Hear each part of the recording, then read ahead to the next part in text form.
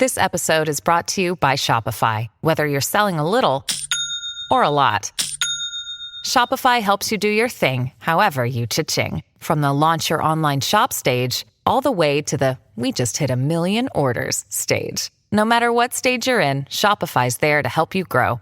Sign up for a $1 per month trial period at shopify.com/special offer, all lowercase. That's shopify.com/special offer. Today on CityCast Boise.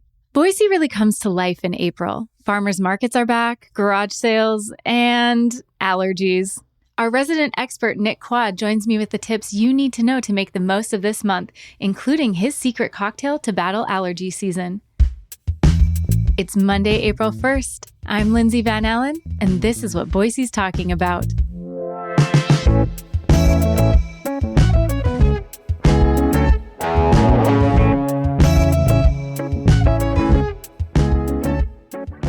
So, Nick, we need to have this April guide, let everybody know what's going on. Mm-hmm. But what's going on with you in April? What does your April look like? Well, usually April is, well, again, it depends on the weather, but usually this is so when I kick off spring cleaning. Mm-hmm, me too. First of all, I'm actually a really tidy person.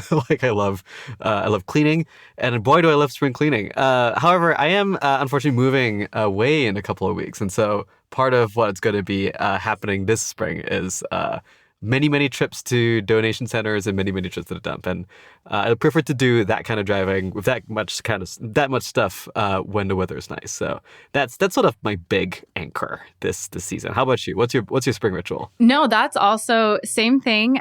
This is my closet clean out season. Ooh. So this is that time when I'm like, I've got to be really honest with myself. I haven't worn... You get Marie Kondo it? I haven't worn that shirt in more than a year. Probably not going to wear it. I don't have to hold on to it for some mysterious future event where I worry that I will need that shirt exactly. And if I don't have it, I'll regret it.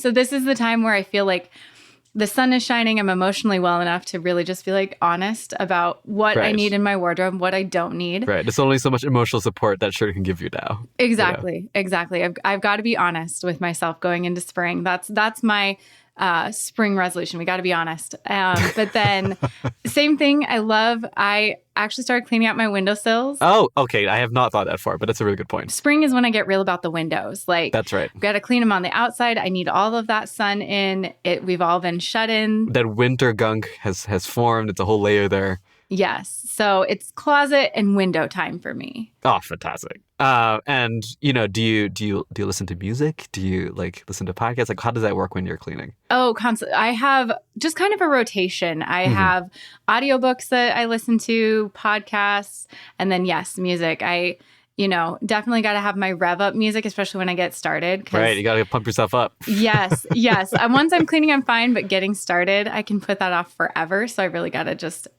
amp myself up for that. How about you when you're spring cleaning, packing, downsizing for that move? What are you listening to?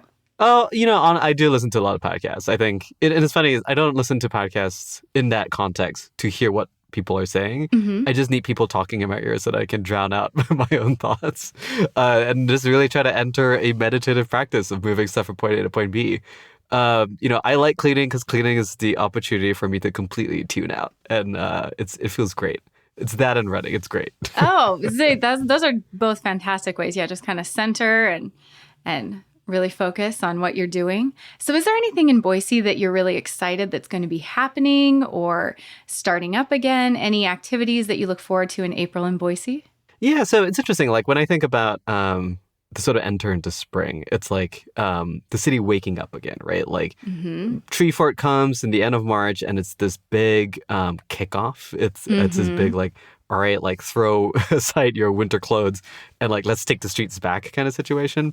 But when I think about Boise really waking back up, actually I really do peg it to the reopening of the farmers market. I believe that kicks up either the second or third week of April? Yeah, I think it's April 6th. The thing I love about weekends, the thing I love about farmers markets, you see everybody come out and you just see everybody have a good time, talking to each other, hanging out, all the dogs are out. So I really pegged that to a good sort of start to the season. And then, there's a couple of other set pieces, Race of Ruby Creek is happening in April again. I'm running it for the first time. And I am so happy to be riding on trails when it's not dangerously cold. Yeah. So that is a big thing that I'm sort of working towards at the end of the month. And there are a couple of other events that I'm sort of paying some attention to this April. How about you, Lindsay? Oh, definitely. Absolutely same about the farmer's market. Just like you said, I feel like with Treefort, that's kind of like Boise's like wake up stretch. Mm-hmm. And then it just comes alive in April. And I love the farmer's market. Absolutely love going down there. Want to see all of the different vendors, love to try different things people have made. And for some reason, yeah, that's where I see like people I haven't seen in years. I always see them at the farmer's market. It's a true common space. Yes, absolutely. And it's like you said, all the dogs are out, all the kids are out. Like there's something for all of the members of my family to look at or try or be excited about. So that is an activity that we always really like. The farmer's market in Meridian is starting April 13th. Mm-hmm. So a week later, we also like that one too. If we're not really down for the drive all the way to Boise, it's just at City Hall in that area, and lots of sometimes the same vendors, sometimes very different vendors. So we like to mix it up and hit up all the different farmers markets because there's some people who just stay really local to their own community, and they have some really, really fun products. Is there a vendor that you always frequent in the Meridian Farmers Market? Oh, I really, really love there was somebody who was doing baked goods last year, and I can't think of their stand, but they had such good like pastries. Like it was just like grab a coffee and we'd have to go early because I really, really wanted like their croissants. Yeah. But they had such good pastries, and I'm really, really hoping they're back this year. And then I'll find out their name and we will talk about it because so good. But then the other thing I also love is garage sales. Oh, there it is. That's the one. I love garage sales. It's like a sport for me. It's not, This isn't a game. We aren't playing. We're getting up. We're getting serious. Like my kids. You want to win. You want to, what does winning mean in that context for you? If I can find something that I want or need, or could really utilize, and I'm getting it for just like a steal, just like it feels criminal that these people don't want it and they want to get rid of it and I need it. Yeah. And like one time, this is still like one of my favorites. I really enjoy baking. And so I have Silpat mats that you put on your baking sheet for like cookies and breads and different things. And they're a little expensive, like $25 or $30. For sure. And I went to a garage sale, and they were selling like 3 Silpats for $1 a piece. And I like double checked. I was like, are you sure? That's the price, right? And they're like, yeah, we don't use it. I was like, oh my gosh. I'm like gathering them up. Like that is incredible. Okay. Well, first of all, I think you need to do like a how-to guide to garage sales, because you're maybe like the second or third person in my life who's like an avid garage sale scout. And I've always wanted to get into it, but like I have no idea. First of all, like, do you find them in Facebook Marketplace? Like, how do you learn about where a garage sale is happening? Okay, I maybe take this like I am now that you brought this up, I am kind of serious about this. I kind of drive around Meridian. So if I see the like neighborhood garage sale banners, I make a note of that in my notes. But then I go to Craigslist still, Facebook, and just kind of gather and see what people like. Is it a good garage sale or not? The advertising is key for me. Like, are you committed to really advertising your garage sale? Then it's going to be good. If you're just like, we're getting rid of crap, then I don't know if I'm going. I don't know. That's right. We have to maintain some quality bar here. Totally. I know. Can you market your garage sale just a little bit better? That's right. But yeah, then I have it all organized, and it really is just like it's the treasure hunt of it all. Oh my God, I'm so inspired by that. Like when I do stumble into garage sales, part of what's pleasurable to me about it is sorting through all the stuff and seeing if there's anything they can get at a really interesting value. But I also really like just seeing how other people live. Yes. Some garage sales, when they do open up their house, I'm like, oh my God, that living room looks amazing. I'm taking a lot of ideas here.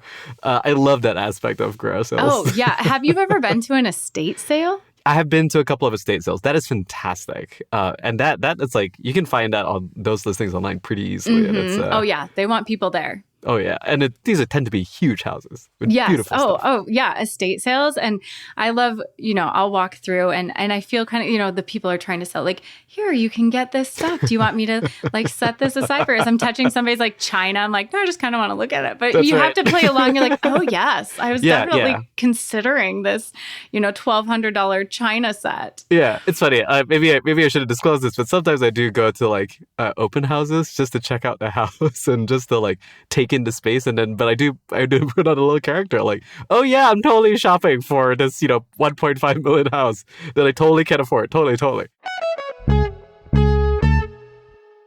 This episode is brought to you by ShipStation. If you run an e-commerce business, you know how much work it takes to produce something great while dealing with complicated shipping issues. That's why over 130,000 companies have turned to ShipStation, an innovative tool that allows you to focus less on shipping and more on building your brand. With ShipStation, you can manage orders, label printing, reporting, and customer service on one easy-to-use dashboard. You'll reduce warehouse costs with reliable enterprise solutions and save thousands on shipping costs with discounts up to 89% off. Plus, you can effortlessly import orders from everywhere you sell online. So, turn your shipping challenges into opportunities for growth. Go to ShipStation.com and use code POD to sign up for your free 60-day trial. That's ShipStation.com, code POD.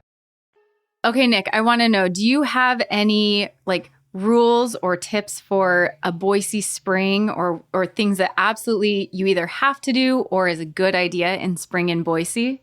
Well, I want to sort of preface this by saying that I'm not a trained pharmacist or pharmacologist, but I carry in the spring in my wallet a cocktail of Sudafed, Claritin, Advil, and depending on the day. But yeah, spring allergies in Boise, at least for me, I know it differs from person to person. For whatever reason, it often gets me really, really bad. And boy, I can't really function sometimes without a cocktail of Claritin and whatever. I would also say, and folks by now have experienced this as well. Leave your weather hopes at the door. Some days it's going to be good, but when it gets real good, don't keep your expectations low. It might be bad very soon, very quickly. Yes, the weather definitely is going to tease you and then break your heart. That is definitely April in Boise. Is there anything else that you are really excited about for spring or that you've been looking forward to? Oh, well, yeah. I mean, I'm with Roby Creek kicking up, like it's the start of race season again. Yeah. I don't know a lot about that. Do you mind telling me a little bit about it? So it's called Race to Roby Creek. It's this supposedly famously difficult half marathon that happens here in Boise, where you kind of start down the military reserve and you run 8 miles up a hill to a peak, and then you run the last 5 miles down. I'm told, but this is my first time, but I'm told there's a quote unquote temptation table at the top where they have little shots of liquor if you want to take that shot before going on the downhill. But I have loved getting to know Boise through its trails and through its running systems. And to me, at least, Race to Roby Creek kicks off the race season. So 2 weeks after that, there's the Boise River Marathon. 2 weeks after that, it's the Idaho Potato Marathon. And I'm just speaking of farmers markets being a place to check out the entire populace of a city just hanging out with each other. I love going to races in part to race, but also to see everybody just together and really vibing out, hopefully in good weather. So I'm excited for that part of the natural, seasonal cycle of Boise. But there's a couple of specific things that I'm interested in checking out now that the weather's better and that it can sort of move around a little bit more. Over Treefort, I checked out the Idaho Film Society, which took over the old Greyhound bus station, I believe down on 13th or 14th Street, 14th. And what they've done at that space is beautiful, and they're going to be screening a lot of really interesting old movies there. Shadow Puppet, which is this great wine bar that unfortunately had to close on the bench because of a pipe burst. They've relocated there, at least temporarily. And they're a wonderful addition to space. I love reclaimed public spaces. I love, reclaimed spaces that actually preserve what the original space was. So it's fun to see the sort of bus turnstile still there. Oh, I didn't know those were still in there. They maintained it. The walls still have the tile on it. And I love being in spaces during Treefort, and I'm excited to keep going back. And I'm hoping to go back into to check out more stuff there over April. How about you? Anything else that you're paying attention to? I don't know what this says about me, but I'm actually really, really excited about the Discovery Center of Idaho having a Mummies of the World exhibit at the end of April. Oh, that sounds awesome, though. Okay, I feel like when I was growing up, mummies were my Roman Empire. Just all of them, like the peat bog ones. Is it mummies specifically or like Egyptology in general? It's mummies. They said that they're going to have them from South America, Europe, and Egypt. So Wow. I think it's just like the preserving of the body process maybe, or just like how that happened in different cultures. But oh yeah, I had a whole like peat bog mummy phase. What about mummies? Like what is it? I think it's just like, I think it really boils down to this fascination that the human body could survive so long, so intact. And maybe it's, I don't know, maybe that fascination is part of why I was a nurse. But like, just this ability that we have to, if everything is just right, the circumstances are right, the humidity, all of that, that like these people who lived so long ago look so much like us. Yeah. And that's just so fascinating. I don't know, there's something in my brain. It feels just so weird and not, maybe weird's not the right word, but I mean, this is weird. The human body is pretty weird. Yeah, there's something in my brain that can't quite wrap around it. And so Yeah. I'm just so fascinated. Like, I've never seen one in real life. So all like the Pompeii stuff, people being preserved by volcanic Yeah. ash, all of that is interesting to you? Yes, all of that. Interesting. Yeah, I think it's just a really fascinating thing. And like when they have like clothes and like hair and just like that you can see them and it's not just a skeleton, it's a person. Right. It was a person and this is their body. I don't know. It's so fascinating for me. And I've never seen one. I've never been to like a city that has a museum that has or been to one of the museums that has mummies. And so I low-key am really excited. I might be there opening day because I'm going to convince my kids to go with me so it feels like it's not just about me. But yeah, are they into mummies as well? I don't think so. I think this will be purely a field trip for me, but it'll be like, come on, kids, this is educational, but it's for me. And if you're lucky, they'll get converted. They'll become mummy fans too. I know. Then we can all look at those like peat bog pictures together and be like, how did this happen? That is so wild to me. Yeah. So I'm getting Halloween-y vibes. Like, are you a big Halloween person? Is this... I don't. Halloween's fine. I do like to go to cemeteries though. So that is Interesting. like get a really nice good cup of coffee, go up to the Pioneer Museum in Boise up on the bench. And just like I start reading through all of the different headstones. And like I started to see there was this section where there were all of these children and people who died within like a couple months of each other. And so I Googled it and there was a Russian flu pandemic in like the late 1890s in Boise. So I looked up all that. Anyway, I love like just kind of looking at the stories, or I'll Google people that I found their tombstones, just see if I can find more of the history. It's just really fascinating to me. Yeah. So That sounds like a perfect spring activity. I know. I'm writing down notes. I'm going to borrow a couple of these. Yeah, go visit the mummies. We could go visit the mummies and then head to the cemetery when the weather is nice. Right. And go take a look at the headstones. Yeah, and then maybe go for a mild exorcism. See what happens. I've never tried that. It could be an adventure. Totally. Thank you so much, Nick. I hope that prep for Roby Creek goes well and that spring really blooms more in Idaho. It's more warm, and I hope it's everything that you want spring to be. Thank you very much, and likewise.